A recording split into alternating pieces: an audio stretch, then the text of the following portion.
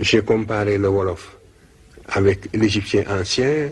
On a dit qu'il fallait donc faire l'inverse, plutôt dégager une famille africaine et puis ensuite comparer cette famille avec l'égyptien. C'est une façon de parler.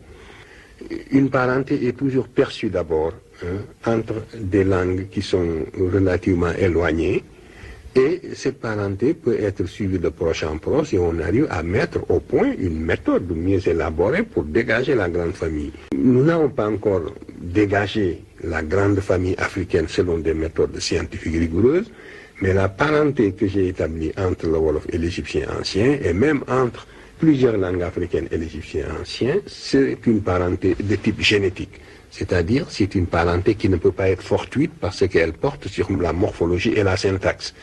Alors la question que l'on pose est la suivante. Comment se fait-il que ces formes grammaticales soient conservées à travers le temps? Ça, c'est un problème d'histoire, mais que cette parenté soit évidente, qu'elle existe, il n'y a pas de doute. Alors, il y a le fait, je crois, pour répondre partiellement à cette question, on s'aperçoit que si les langues européennes ont évolué très vite, surtout les langues romanes, si à partir du latin, si le latin a éclaté en quelques siècles pour donner naissance aux langues romanes, c'est à cause des invasions barbares. L'Europe a connu des bouleversements sociopolitiques extraordinaires à la fin de l'Antiquité.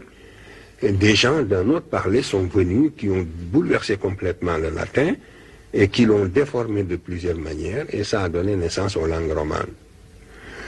Alors, un phénomène de ce genre ne s'est pas produit en Afrique, et c'est la raison pour laquelle les formes linguistiques ont été conservées pendant un laps de temps si long. C'est de cette manière qu'il faut comprendre ce qui nous paraît au premier abord comme invraisemblable. Mais le fait existe. L'égyptien ancien est une langue africaine, n'est-ce pas? Et c'est l'attestation écrite la plus ancienne des langues africaines. Et cela nous permet aujourd'hui donc de faire de la linguistique diachronique. Cela nous permet, disposant de ces formes archaïques en quelque sorte, nous avons la possibilité de faire de l'archéologie linguistique en quelque sorte à partir des formes égyptiennes. Et donc c'est d'un intérêt scientifique immense. Je peux vous dire ceci. Toutes les formes verbales égyptiennes ont survécu en Wolof, par exemple. Tous les classificateurs, j'ai pu établir une correspondance phonétique entre les classificateurs égyptiens et les classificateurs Wolof. J'ai pu expliquer la genèse du déterminatif Wolof, de l'interrogatif Wolof, donc de l'ensemble des 8 classes Wolof et de toutes les formes de conjugaison Wolof à partir des formes égyptiennes, comme si vous aviez un bâtiment qui s'est effondré et que, ayant retrouvé le plan du bâtiment, vous arrivez à remettre chaque pierre à sa place.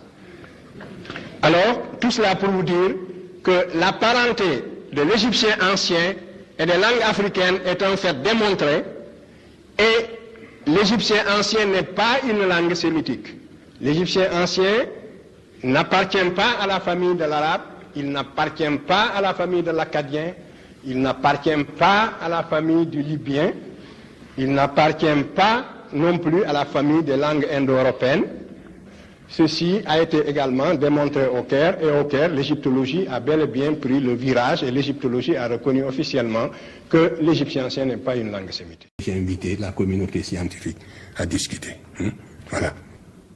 Le colloque du Caire. Lorsque l'UNESCO m'a demandé de participer à la rédaction de l'histoire générale de l'Afrique, j'ai dit que je ne pouvais pas, sous prétexte qu'on écrit un ouvrage de portée mondiale, n'est-ce pas, m'exprimer par des euphémismes.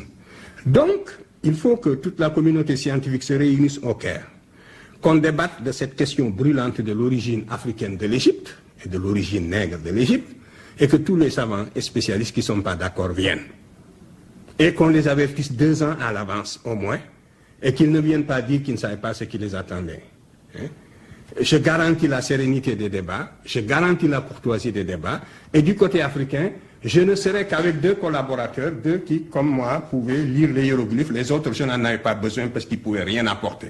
Et même, des historiens qui utilisent des ouvrages de seconde main sur cette question sont plus dangereux que ceux qui ne savent rien. Parce qu'ils se prononcent sur des questions qu'ils ne connaissent pas, et pour toutes sortes de raisons, ils peuvent faire plus de mal que de bien. Donc nous n'étions que 2 finalement. Le 3e même a eu un empêchement. Et cela permettait d'élargir la délégation occidentale et de faire venir tous ceux qui le voulaient. L'Amérique était représentée par son département même d'égyptologie à Luxor. L'Égypte était représentée par la cohorte de ses savants sur place. La France était représentée par ses meilleurs égyptologues, le professeur Vercouter, Leclan, qui sont tous académiciens maintenant, et Sonneron, qui était un des meilleurs pour la langue égyptienne, de Bonhomme. La Scandinavie était représentée par l'académicien Theo Soderberg, et ainsi de suite.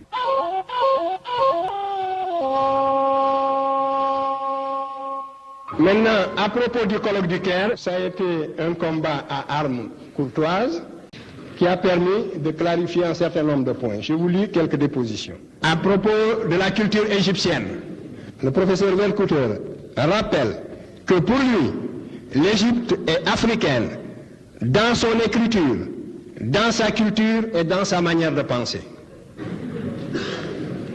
Le professeur Leclan est devenu académicien depuis. Il est le plus jeune membre de l'Institut.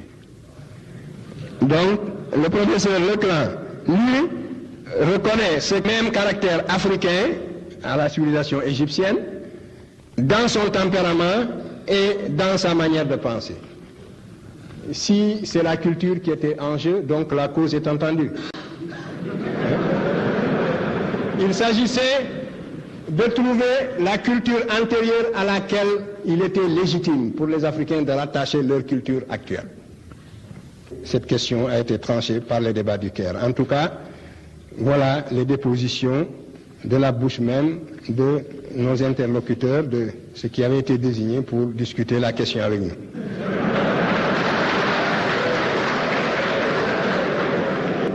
Le professeur Davis a rédigé ce rapport avec une objectivité digne d'éloge, il faut le dire.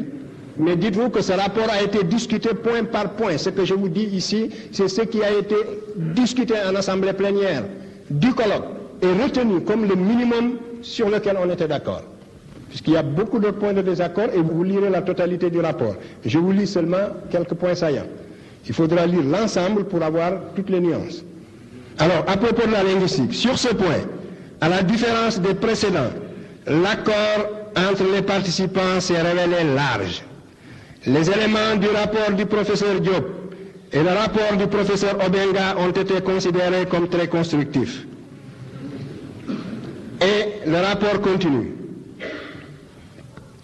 Contre l'affirmation du professeur Diop que l'égyptien n'est pas une langue sémitique, le professeur Abdallah rappelle que l'opinion inverse a été souvent exprimée. Et voici la déposition du professeur Sonneron, qui est le chef de file de l'égyptologie française, au bout de toutes ces discussions et après toutes les preuves que nous avions fournies au tableau. Je rappelle également, pour que vous compreniez bien le sens des phrases que je vais vous lire, que chaque fois que nous faisions une démonstration au tableau, Obenga et moi-même, nous insistions, je prenais soin d'insister sur la valeur de la méthode que nous appliquions.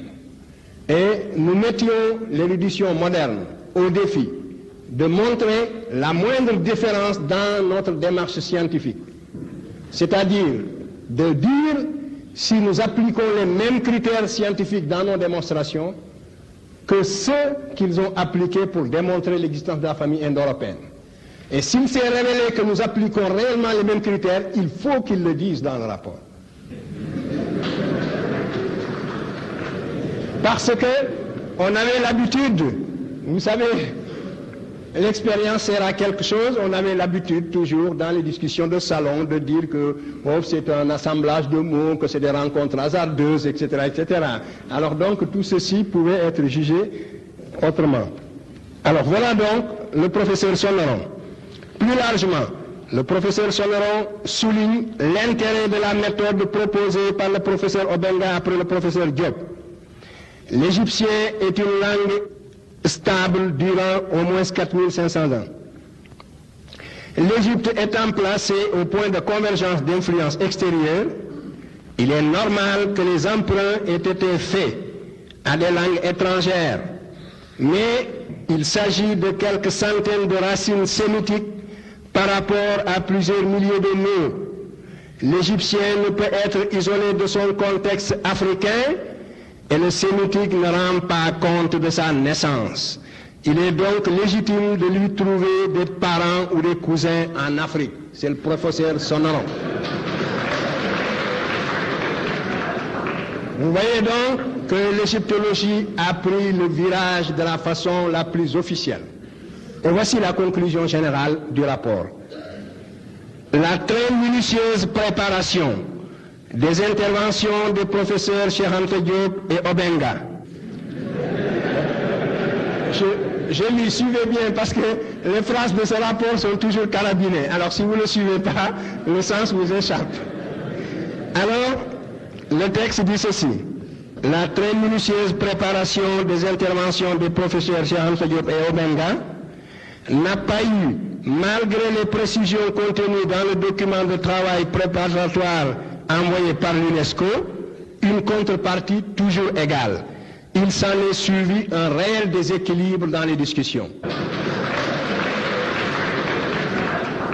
Sur le plan de la méthodologie scientifique, il faut absolument être sévère avec soi-même. Si nous critiquons la partialité des autres pour tomber dans le même travers, ce n'est plus la peine. À ce moment aussi, nos œuvres, tout ce que nous aurons fait sera frappé de la même caducité. Je crois que sur le plan de la rigueur scientifique, il n'y a pas de concession à faire. Il faut absolument être sévère avec soi-même. À formation égale, la vérité triomphe. Arrachez votre patrimoine culturel. Il n'y a pas d'autre voie.